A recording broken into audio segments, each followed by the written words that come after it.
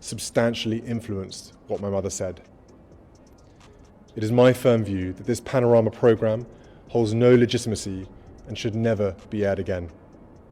Prince William broke the blue wax seal on a vellum envelope that had not been touched since August 1997, and what his mother had written inside would force a confrontation inside the British royal family that nobody in that palace was prepared for. Diana had not left a farewell. She had left a legal weapon, precise, witnessed, and enforceable.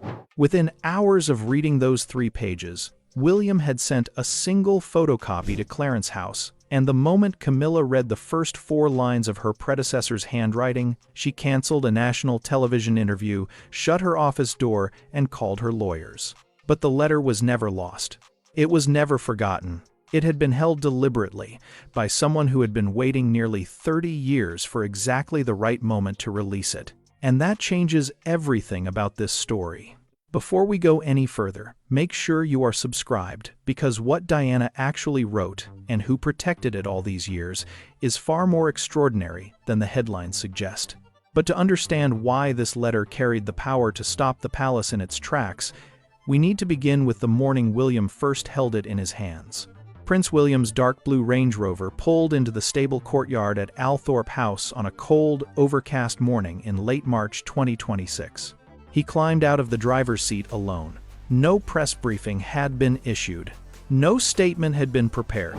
His close protection officers hung back at a respectful distance as he walked toward the heavy oak side door of the Spencer family ancestral home, and his uncle, Earl Charles Spencer, was already waiting for him in the stone corridor. The greeting was not warm, exactly. It was quiet in the way that serious things are quiet. The kind of silence between 2 people who both understand that what is about to happen cannot be undone. Earl Spencer did not offer pleasantries. He simply held up a small tarnished brass key, attached to a faded red ribbon, and gestured for William to follow him down the stairs. They walked past rows of stored family portraits and crates of 19th century silver until they reached a climate-controlled room at the far end of the cellar. And resting on a steel table in the center of that room was a small, scarred leather writing case. The initials D.S. were stamped in gold foil near the handle, though the lettering had mostly rubbed away over the decades.